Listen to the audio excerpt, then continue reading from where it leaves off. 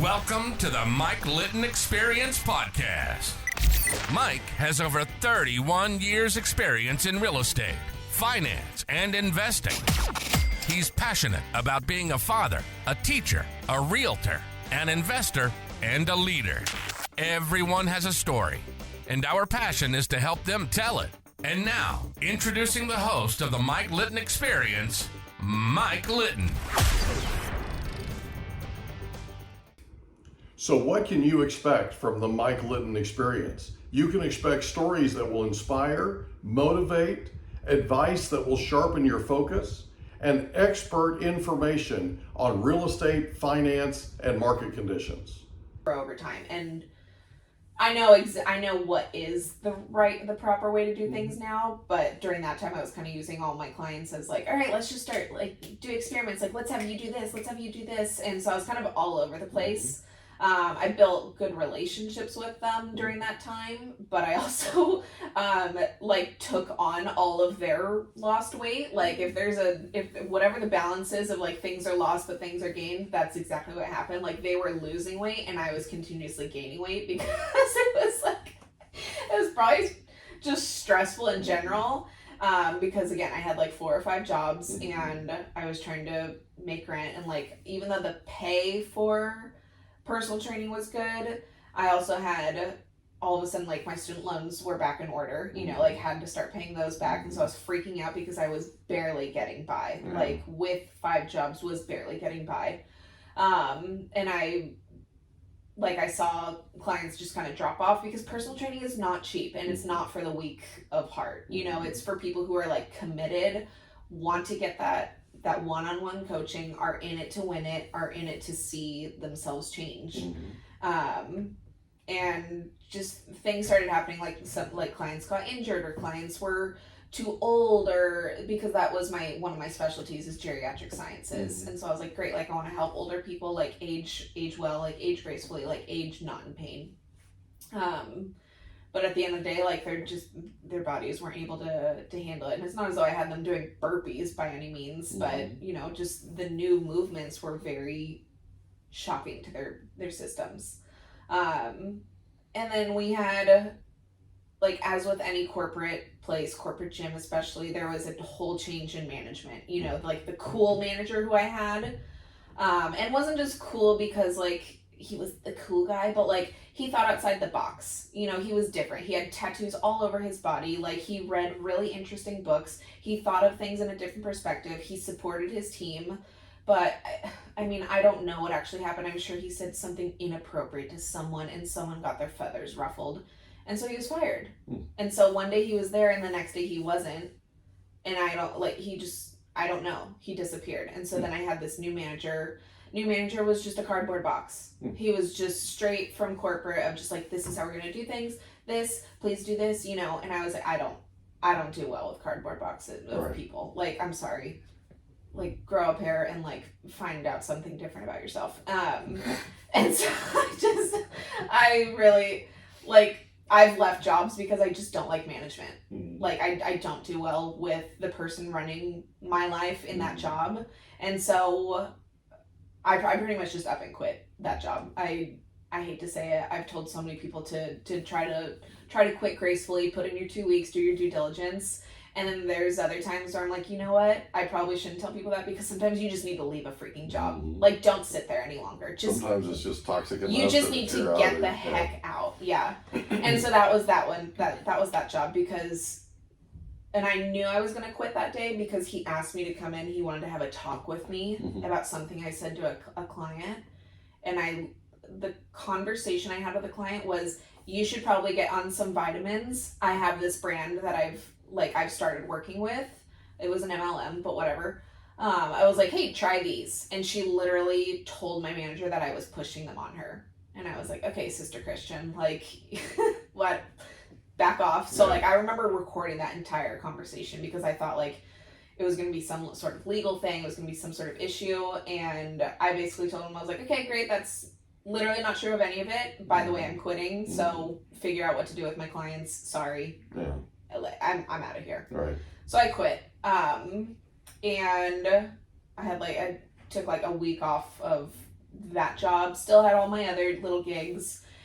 And then I was just like, I don't know what I want to do. I really don't, because personal training just has not panned out. And then I thought about becoming my own personal trainer, like my own business. And my dad has had an entrepreneurial spirit all my life, but he was the kind of person who was like, yeah, you're going to have to get into a lot of debt in order to make money as an entrepreneur. And I was like, that sounds horrifying. Mm. Like, I'm already X amount of dollars in student debt, and then you want me to go even more in debt while I'm not making money in order to become an entrepreneur. And so that just like got my mind all twisted.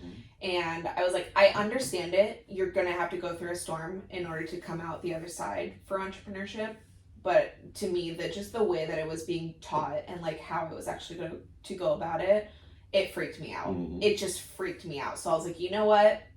Back to food service I go. And I knew I was good at food service. So I worked at this cafe starting like end of 2019 and then through the pandemic. And like, it was fortunately a God story because we stayed open. Like we modified everything. Nobody did. Yeah, we modified. Like, I think we took 2 days off.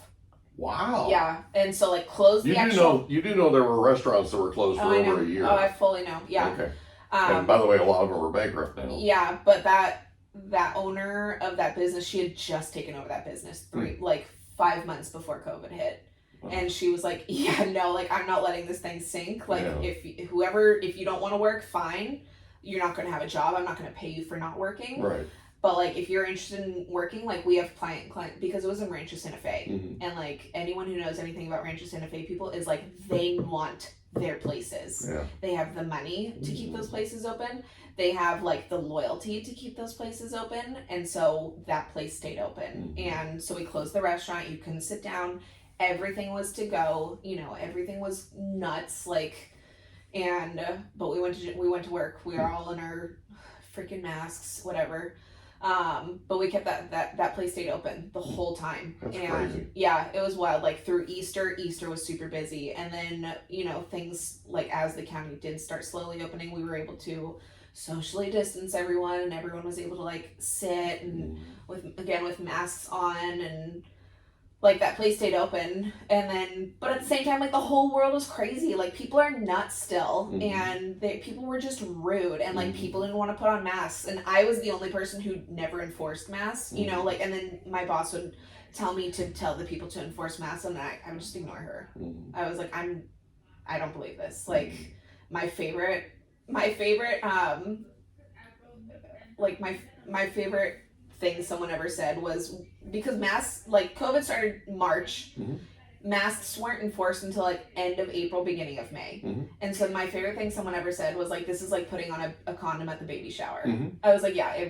From the moment I was like, this is so stupid. Yeah. So I never enforced it, you know, like person in my face talking. I had my mask on because I had to. And she was like, you need to tell those people to put their mask on. I'm like, no, like you do it. It's your business. I'm an employee. You kind of need me to keep this place afloat still. So like, I don't really care. And I'm a rule follower mostly. And then I just see when things are stupid, and those are the rules I don't follow. And so that was just a really frustrating job. Like, I mean, any job during the pandemic was frustrating. Well, people were climbing the walls. They were absolutely climbing the walls. Yeah. And, you know, there were a lot of alcoholics that were developed. There were a lot of drug, you know, relapses and drug addicts. I mean, it was insane what people were doing because, you know, and one of the things we did learn is we learned how therapeutic it is to work. Yeah. Right? Yeah. How badly people need to leave the house and go to work and do what they do and then come back, right? Because Maddie was in college in Los Angeles. Yeah. And we went up to get her, and they had shut everything down like the day before. Yeah. We went up there, we were on 5 going up to downtown Los Angeles. Right. And there's a spot at Norwalk where it's notoriously always stopped. Yeah. It's, it takes quite a while to get through, all that kind of thing. There wasn't a single car on the freeway. Yep. I took a photo of it. Oh yeah. Because it was that weird. Yeah. Right? Yeah. And we ended up getting up there in an hour and 25 minutes. Never done that before. Yeah, never. We got back in an hour and 23 minutes. Yeah. I mean, it was like, Unheard this of. is insane. Yeah. Cool, but insane. Mm-hmm. And it felt weird. Yeah. Right? Like it was just like this. I don't know how to explain it. It was surreal, Yeah. Oh, yeah. I guess, Yeah. And it was one of those things. We brought Maddie. We had a 2-bedroom, 2-bath, 1,144 square foot condo Yeah. that we were renting. Yeah. Don't ever do this. And we brought Maddie back, and she stayed with us for a couple of months. Right. You learn a lot about your child when you spend that amount of time in that small a space. Yeah. Right? And she didn't have anything to do either because school was closed. Yeah. Businesses were closed. The business that I worked at was locked down. Yeah. I mean, and so you just kind of go, what are you going to do now? Yeah. Right? And I told Madison this. After all that happened, Mm-hmm. I had admired her greatly before. Yeah. But it went up tenfold. Yeah. No joke. Yeah. I mean, I fell in love with that girl all over again, and I didn't know I could love her that much. Yeah. I mean, it was really that amazing. So there were positives that came from it, Oh, of but course, it yeah. was nuts to see how people reacted Yeah. and how sort of the thing that was scary for me Mm-hmm. was how it felt like there was so many people, like Mm-hmm. such a large portion of the population, where there was almost this psychosis that was existing underneath the surface. Yeah. And the pandemic brought it out. Yeah. Like the people just lost their minds. Oh yeah. And I was like, this is crazy. Mm-hmm. So, Yeah. but Yeah. that's really cool that you were working for a place that stayed open. Yeah. Yeah. So. So you make it through the pandemic. Mm-hmm. Then what happens? So I just got to because you're in Ranger Santa Fe, the tips were pretty sick. It was decent tips, Like you'd have Phil Mickelson walk in, you're just like, hey, I know who Phil Mickelson is. All the other girls are just like, okay, great, he's a customer. And I was like, that's Phil Mickelson. Right. Are you that's really cool. Right. And so tips are good, but at the same time you're dealing with 95% psycho people who just want a freaking muffin and kind of want to be a jerk about it, So I finally just and again, I left that job because of the management. I liked the gumption that the lady had who owned it, but on the other hand, I was like, you're just a parent over my shoulder at this point. You're watching every single thing I do, and this again, I see things that I don't agree with. They're stupid rules, and finally, I was just like, you know what, I'm leaving. I up and left, and I'm sorry to the owner of that bakery, but I had to just get out of there. I felt comfortable where I was financially, and I was like, you know what, it's summer. I need to enjoy the last 2 months of summer season of 2020 and just not want to be suicidal by the time I am done with the job at the end of the day. Yeah. So COVID had that effect on people too, where Yeah. they got to a place to where they were like, okay, I need to enjoy life more. Yeah. Right? Yeah, absolutely. So, Kind of funny, just the beginning of the biggest God story is the morning I quit that job, my now business partner, Mark Means, called me up and was like, hey kiddo, how you doing? What are you doing? And I know it's it's a weird world out there, but what are you doing? Tell me about your life. And I was like, oh, well, I just quit a job this morning. And he was like, funny because I've been, I'm an insurance broker, and it's funny because he was my insurance agent. And he's like, I'm getting to a point where I'm interested in retiring soon, but I'd love to have you on our team and see if you're interested in being part of our business. Brock is still here. Brock, his son, is the other part of the business. And he was like, why don't you just come in? Let's catch up. Let's have a little meeting interview thing. And so I went in dressed up, interview clothes, and he was like, we're super casual at the office. He wears a short sleeve button down and cargo shorts every day. And so I went in here's my resume, I'm all prim and proper, and he's like, what's up? How's it going? And we just had a conversation. He's like, I don't really know. He'd known most of your life. Yeah. And he's like, well, I don't really know how to explain this job, but we'll just put it we'll just mark it as you'll be my executive assistant. And so that's what I was. So I started like a week later, started like the day before 9/11. I always remember that as like my anniversary. And sat down at the desk, had no idea what I was doing. He had another assistant who helped with things. But yeah, I started out as his executive assistant, and during that time he was like, cool, like I would really like to help you get your license in insurance. And I was like, cool, I don't do sales. I do not do sales. If you make this job about sales, I won't do well. I will quit. Like, do not make me do sales. He's like, I don't want you to do sales. And I was like, okay, like, okay. And so I studied my butt off to get my license. That look is really cute, by the way. Like, what are you up to? I don't know, but okay, great. If you want to pay for my test, like, go back into being a student. Okay, but that was adorable. Yeah. So we're clear.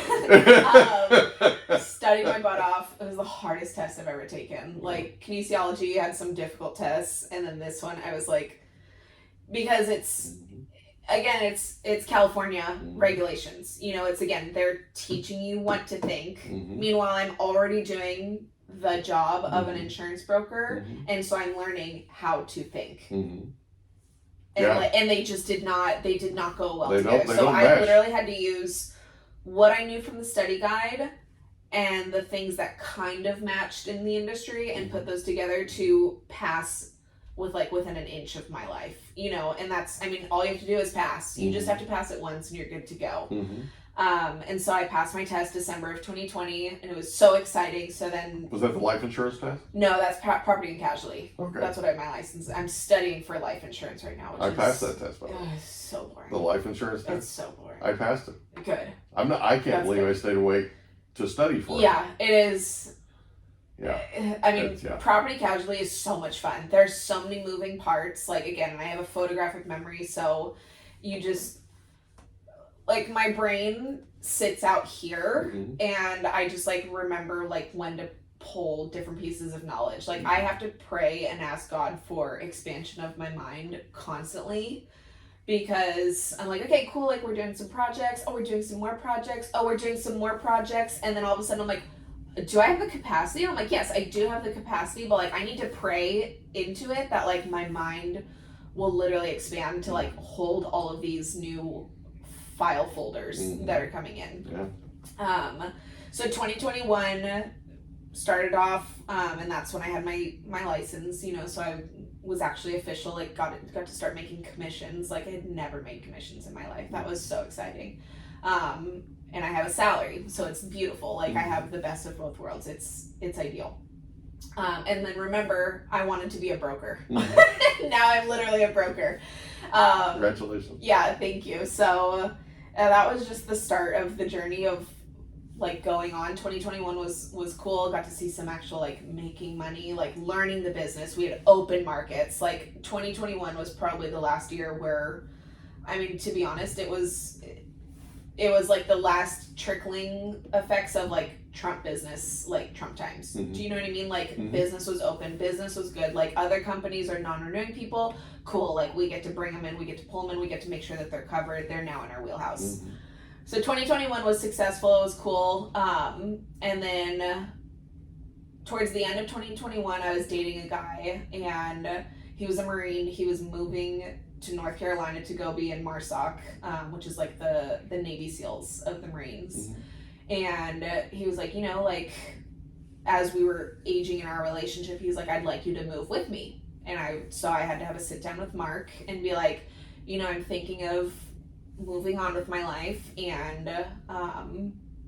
like, I want to go move with this guy to North Carolina. I was like, what does that look like? He goes, well, you won't be part of my agency anymore, unfortunately, because yeah, it's an office job. Yeah, you could do this remote, but his plans for me, because he was retiring, were to be the new principal of the agency.